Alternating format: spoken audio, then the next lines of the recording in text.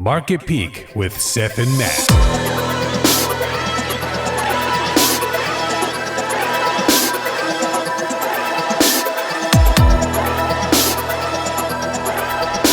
Let's kick this shit off.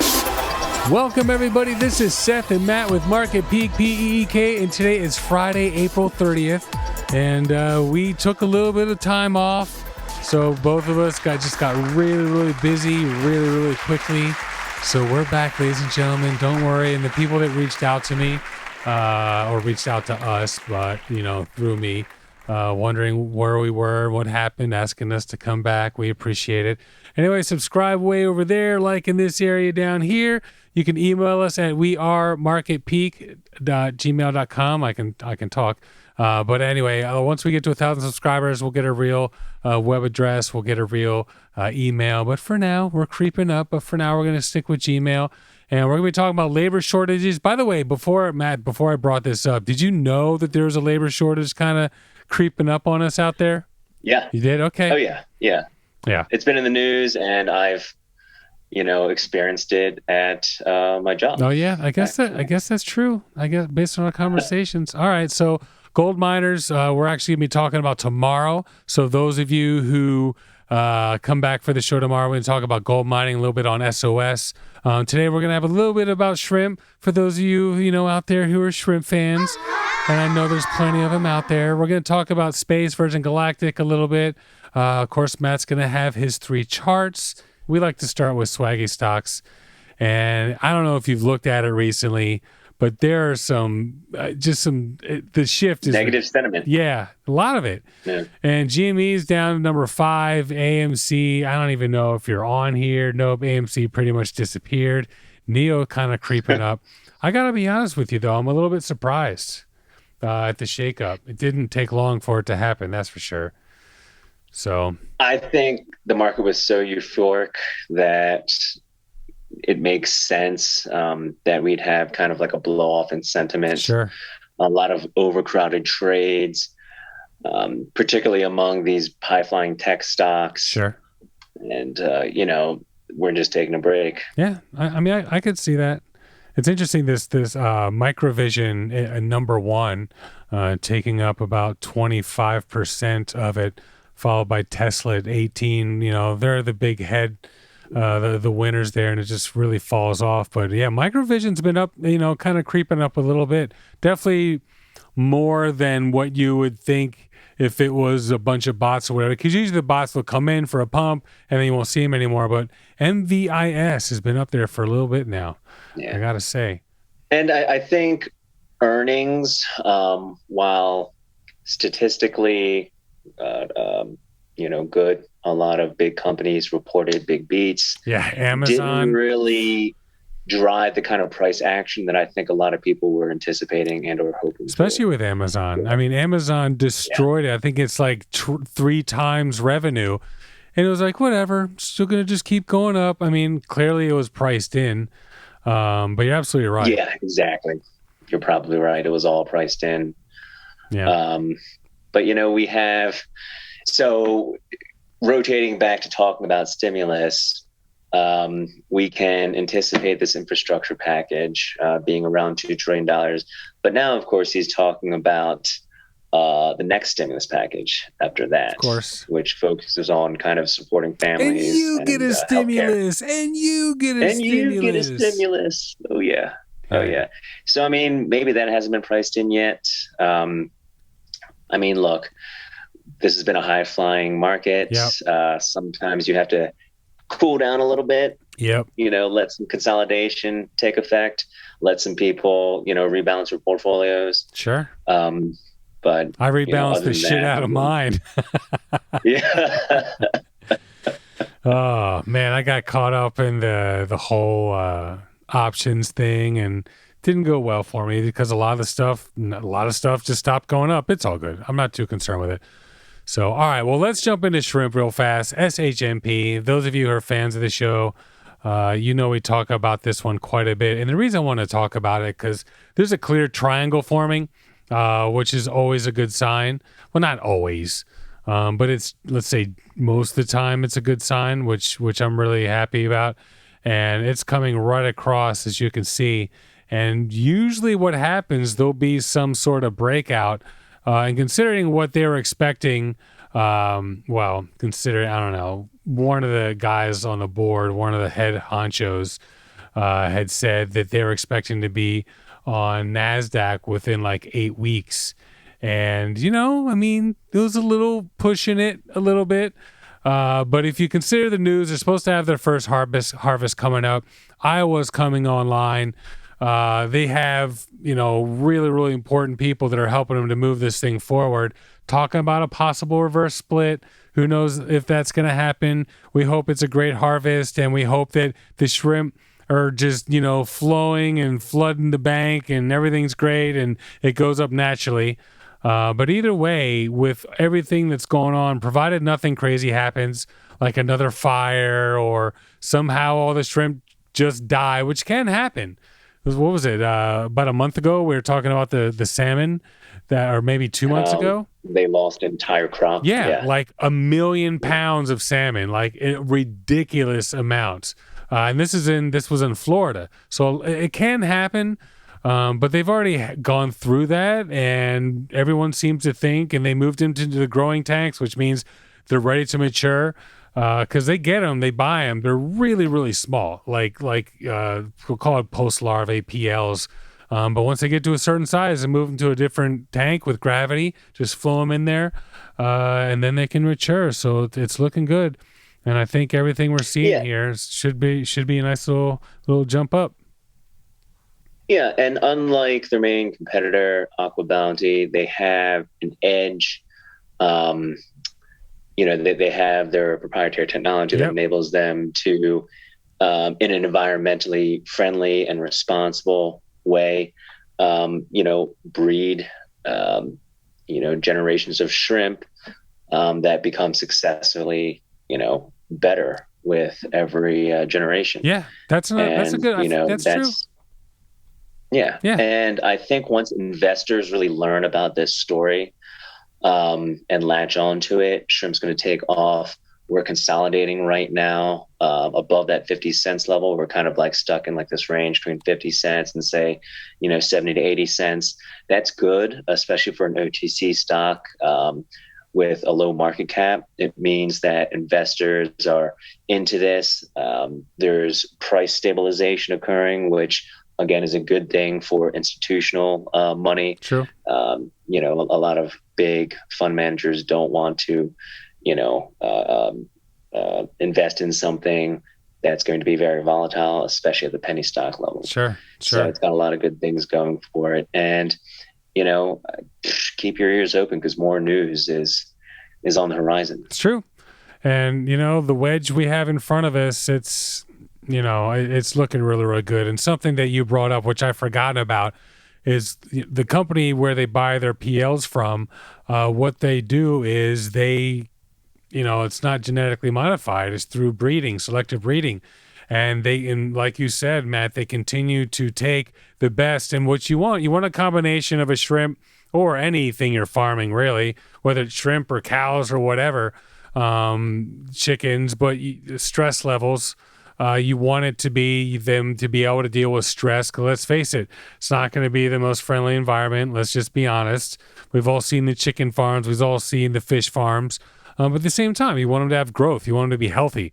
So a combination of that and other things. And every time that they go through a generation, they take the best of each one of those and several generations and keep, improving on the product, improving on the genetics.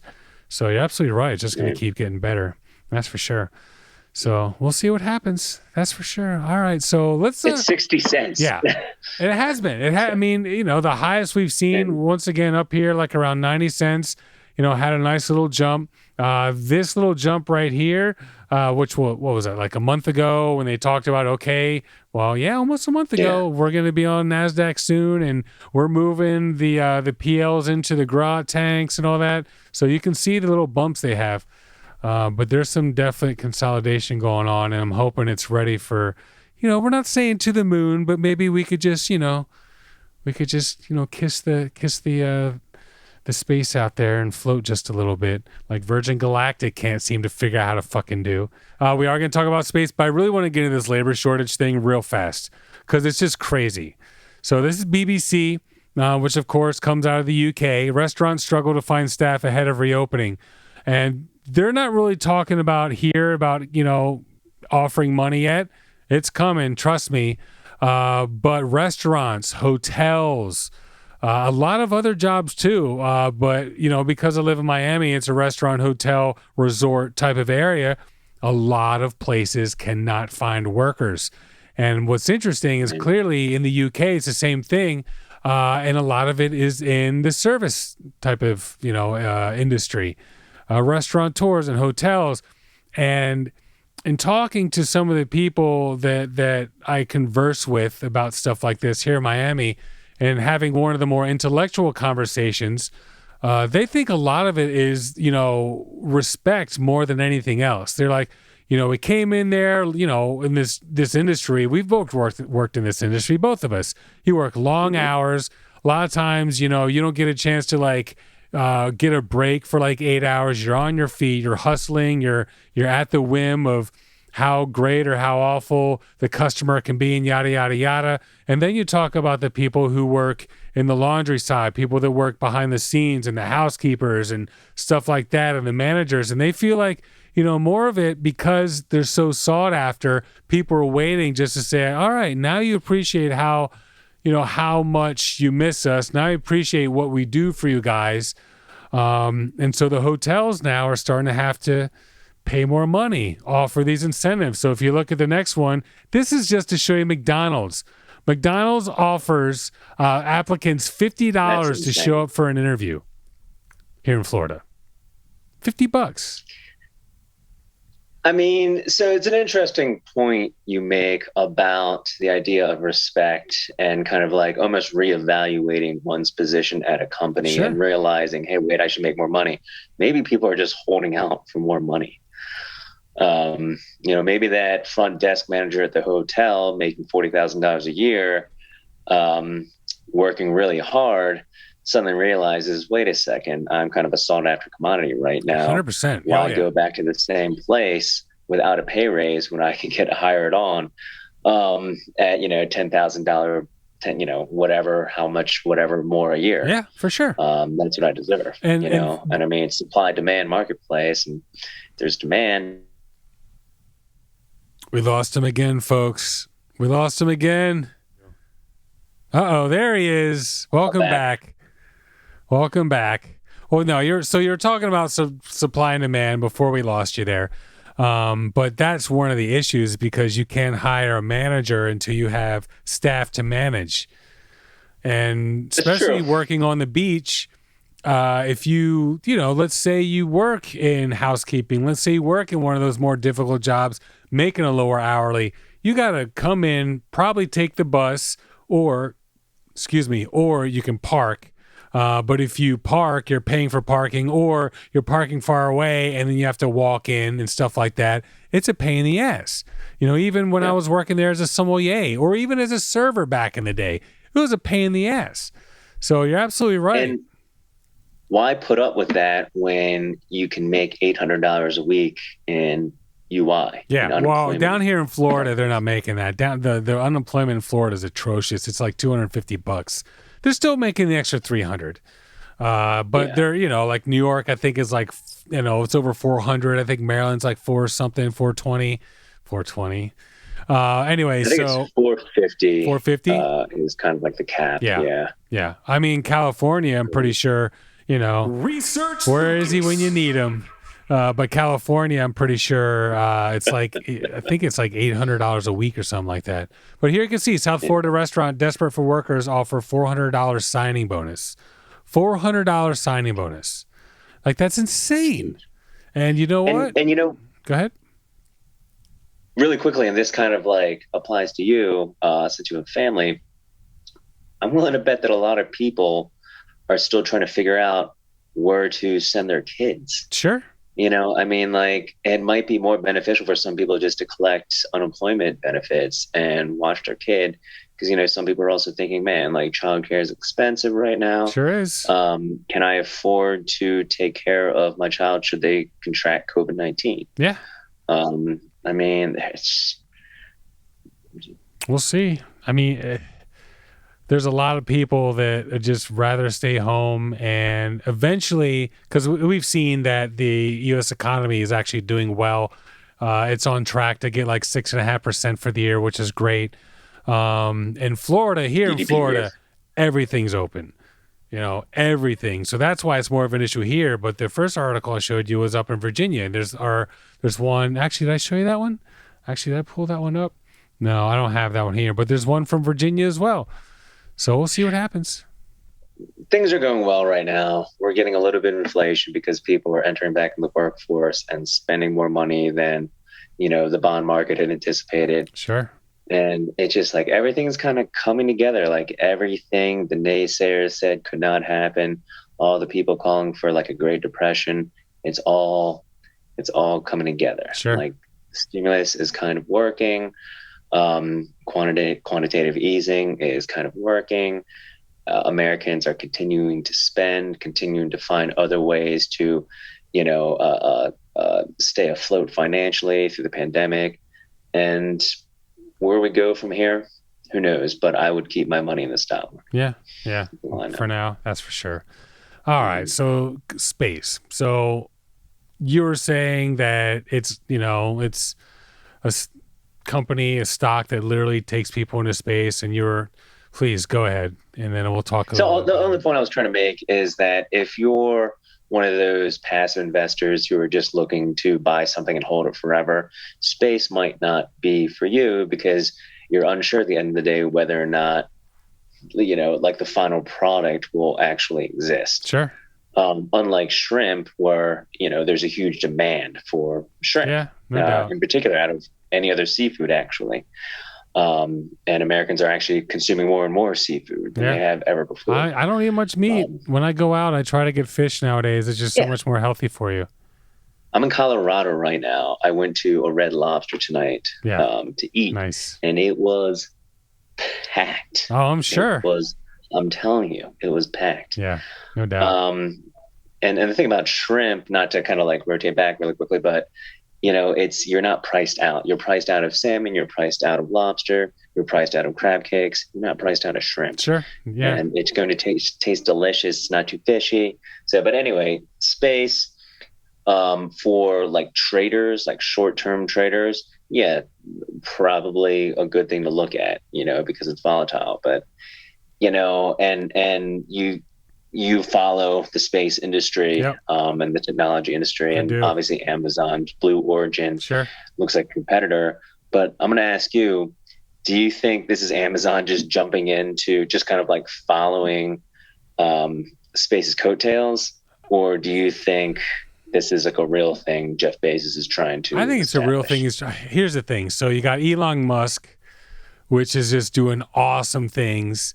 And I think Jeff Bezos is like, dude, I want to do awesome things too.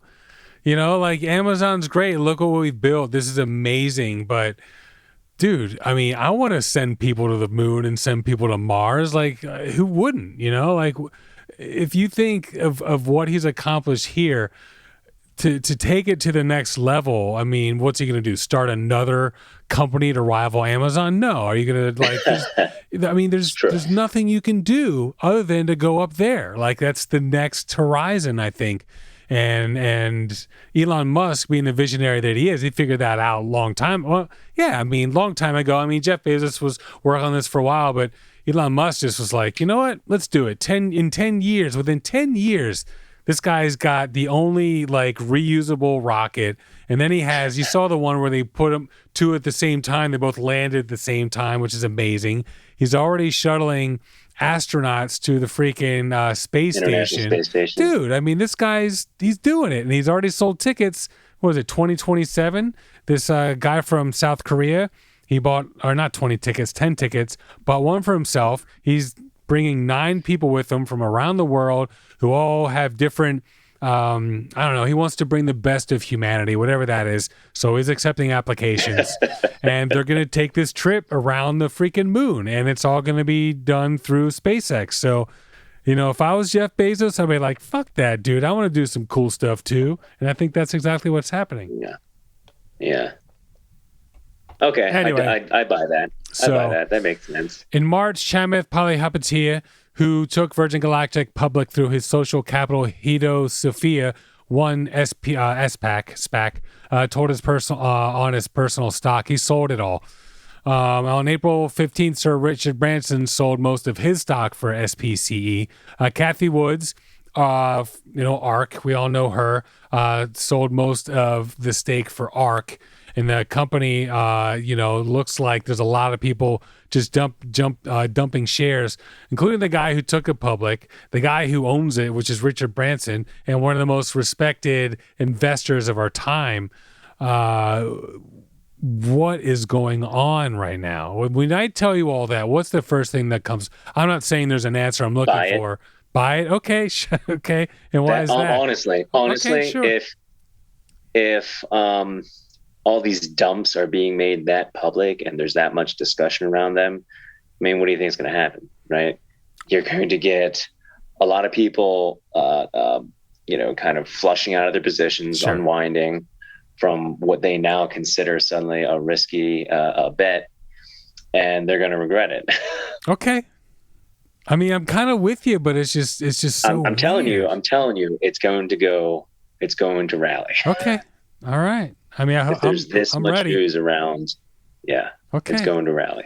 Well, just watch. They hired Joe Rohde, formerly who ran Imagineering for Walt Disney. And Imagineering is the guy. Well, it's the entity within Disney, but what they do is they're the ones who design the rides, like all the physical fun stuff out there. So obviously, you hire a guy like that to run Virgin Galactic, to basically make it commercially viable and it seems like a perfect fit.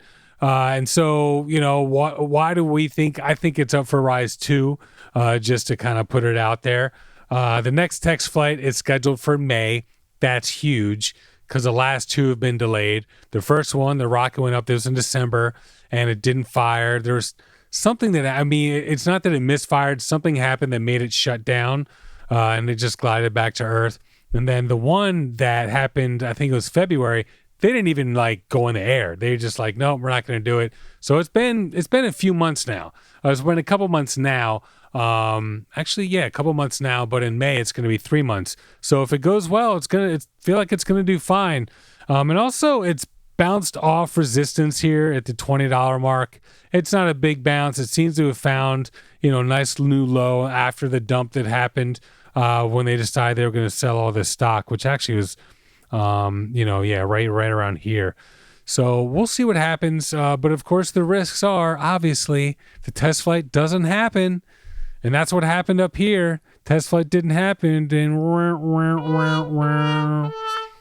So it's almost like a perfect setup for a rally, right? It is a lot of negative news. Okay, people exiting out of the positions. Retail interest plummeting. Sure. And then you have this major event, an event that probably has, some negative sentiment surrounding it, given the past failures of these test flights. Well, why do you think each one of them would sell their shares, though? Why would Richard Branson sell his company? You feel like he needs the money somewhere else? Who knows why, but my guess is that, so you have Richard Branson, Social Capital CEO, the person who took it public, and Kathy Woods, ARK. Sure. All on getting out of their positions. Yeah. Big news. Well, not at once, but. Yeah. So what are people thinking right now? What's the average person thinking? Average person thinking they don't have faith in the company. Right now. Yeah. But these are smart people who or who know how to make money, who know how to, I'm not going to say manipulate a share price or manipulate investor sentiment, but like they know how to be strategic. And in this case, I think that's exactly what this is, a strategy to drop the share price. Do you think they kind of got together on this? I mean, I feel like the guy who took it public and Richard Branson could easily do that. Yeah. Do you think they like, let's bring Kathy in on this too? Yeah. Yeah. You need Kathy. Yeah, that's true. All right. I'm with you on that for sure. She's like the third leg in the stool. Yeah, for sure. For sure. All right. So I would buy shares. I would wait for one more dip, and then I would start picking up some shares. I don't know if it can dip much more. Yeah. It's dipped so much it's about to have a new flavor. Strawberry flavored dip, folks. I don't know. But I mean, Blue Origin, I don't know. I don't know. It just has so much catching up to do. That's for sure. We'll see. I mean, here's the thing. Jeff Bezos has a lot more money to spend. It's not like he has all the airline and all this other stuff going on. Much like Elon Musk, he just can just take all his Tesla money and put it. Well, now he doesn't need to. He has SpaceX money.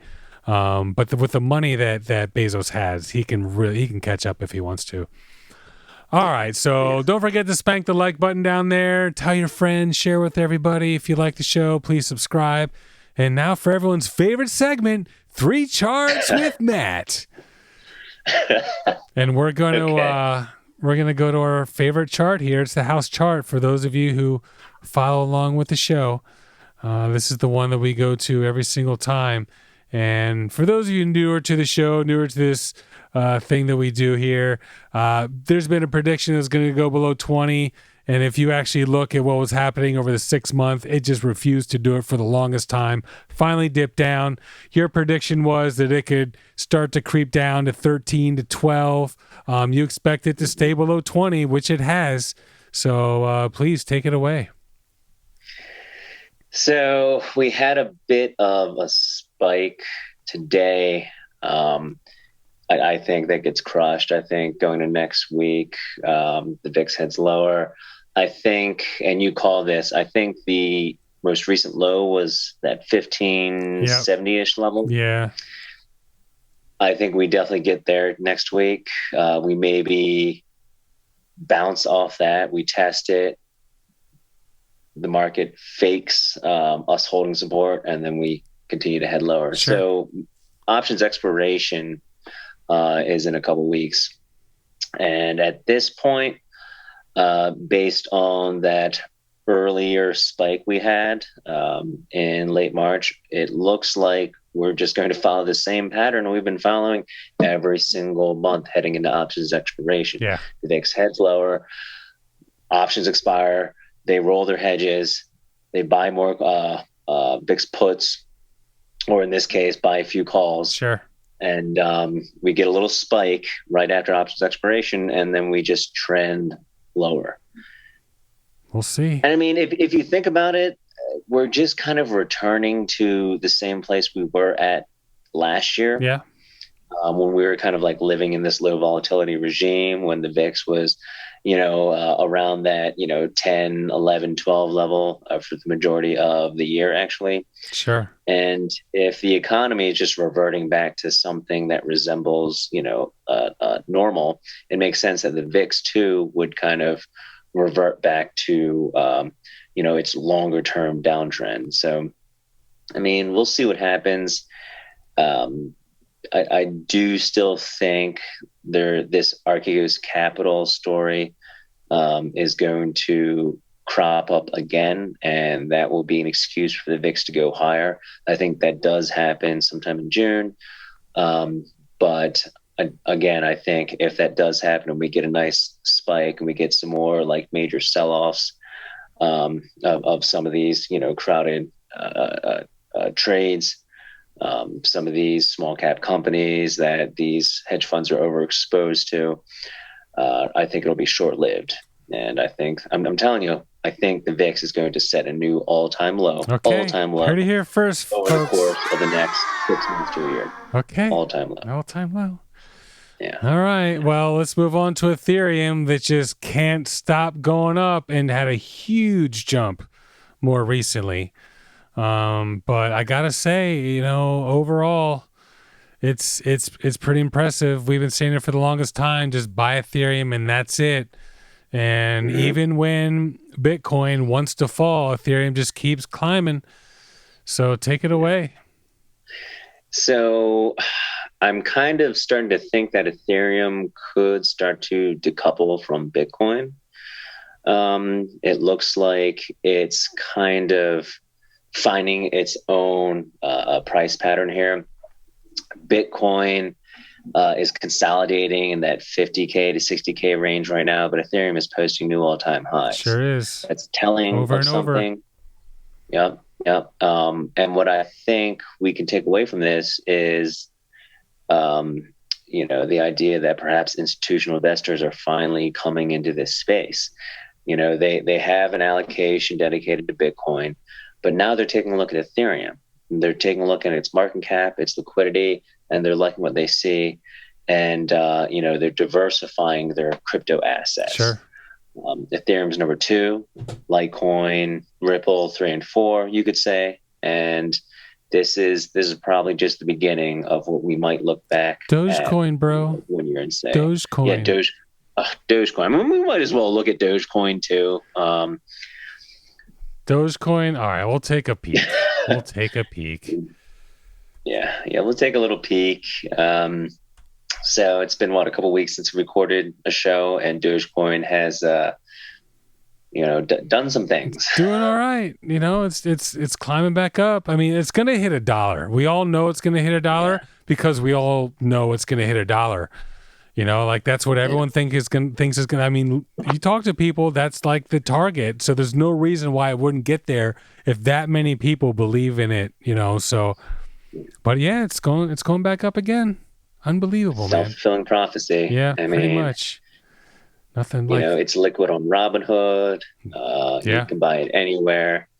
And for something that has an unlimited supply. Yeah. Right. It's fetching a pretty high valuation. That's why people can't believe it. Like the real people that study this stuff and the fundamentals.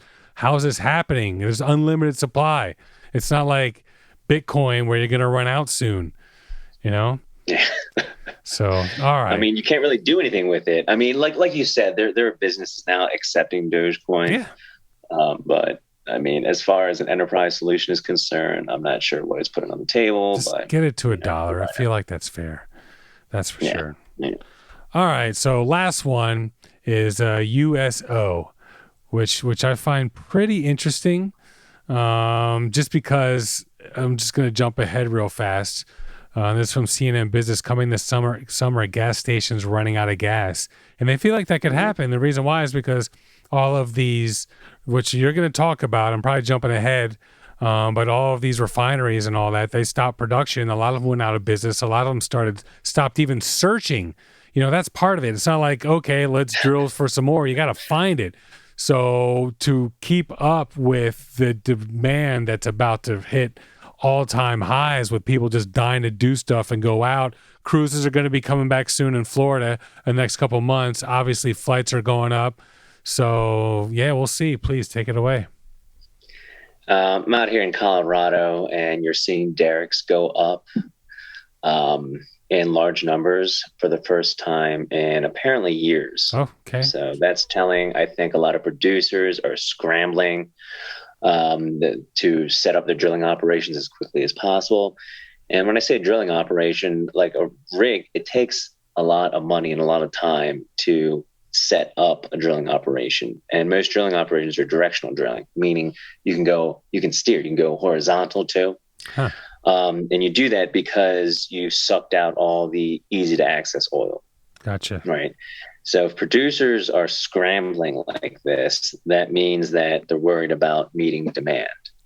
And if there are worries about meeting demand, that can only mean one thing for the price of oil and its related ETFs. Yeah. USO is the largest, most liquid oil ETF. If you look at the 5-year chart, definitely doesn't look pretty. Obviously, we had that explosive downside move that continued into the summer, and we've struggled to kind of regain our footing since then. We're above $40, and it looks like we're consolidating there. I'd expect us to actually, in my opinion, start to like rally and challenge that breakdown candle high. I'm looking at the 5-year chart right now and possibly get up to that $70 to $80 level, which would be a significant jump in the price of crude. Okay, yeah. And I think it happens like a flash in the pan. I think it happens really quickly because obviously you don't want the price of crude going too high and staying there, because it is a major industrial input, and you don't want to, hurt the economy. And let's be honest, I do think if we're talking politics and international affairs, the United States doesn't want certain countries to be able to generate revenue. Russia. I mean, Russia, Iran, it's true. Russia, that's most of their money is oil. They ship a lot of oil and stuff, across through a lot of countries, one of them being Turkey. And a lot of companies or countries in Europe rely on that oil. But yeah, when oil prices are low, Russia, Iran, there's a lot of countries out there that really struggle. Yeah. And I mean, look, we're heading into the summer. The economy is a lot more robust than people had anticipated.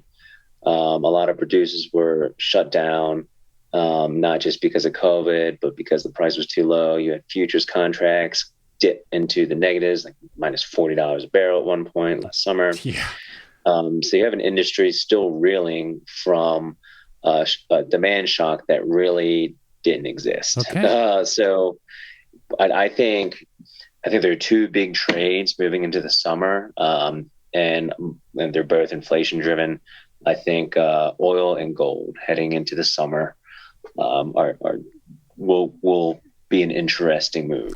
Well, once again, we're going to be talking about gold for our next show, which is going to come out on Sunday. So definitely watch that. We got, Matt did some nice research on that. We're going to talk about SOS, that's for sure. We'll have some predictions for the week. So any last minute thoughts out there? If you're worried about the market right now, it's never a bad idea just to kind of pull some out and reallocate into a sector maybe you've never played with, explored before. But I still don't think you should go to cash right now because you just won't get any return. No. Where's the yield in cash? And the economy is about to really, especially once these people decide to go back to work, the economy is just going to explode because there's going to be these companies that need these workers, they have customers that they can't take care of. There are hotels that can only take so much occupancy. There are hotels that have whole bars closed, but beach bars closed because they can't staff it. That's just revenue that's not coming in. These workers are going to make money. They're going to make a lot more money. They're getting on unemployment. That money is going to go into the economy. So it's time. I think once the country opens, once we get past. So we just talked about them because we said so. Our other show. Here we go. Let me bring it up here. So, but we just talked about how the situation with not being able to get any of these workers and stuff like that. But a lot of it's going to come down to vaccinations. And what they're finding is that once, right now, I think it's 55% of the population has gotten at least one. And I think 30%, 35% are fully vaccinated, which is a huge, huge number. But once you get to that 50% fully vaccinated, then they can probably just say, you know what, screw it. Let's open the masks. Let's just, take the masks off, yada, yada, yada. So once that happens, that's when you're going to start seeing this economy deal. So, but there are people that think in September, Biden's going to go ahead and extend the federal unemployment again. Sure he will. Why not? Yeah, I hear you. Why not? I hear you. All right, folks. Well, yeah, check out our show Because We Said So. It's a fun show. It's a little bit longer, but we talk about a lot of current events and stuff like that. It's funny. It's entertaining. It's on audio. We're actually a podcast show, but I do have a video portion as well, which is a really good video show. We just get a lot more on the listens, which is fine. This is video only, this show here, because we're exclusive like that. Please leave a comment with your thoughts, anything you like, you didn't like, yada, yada, yada. Once again, you want to email us. We are marketpeak@gmail.com. And thanks for watching. We'll see you guys on Sunday. Boom.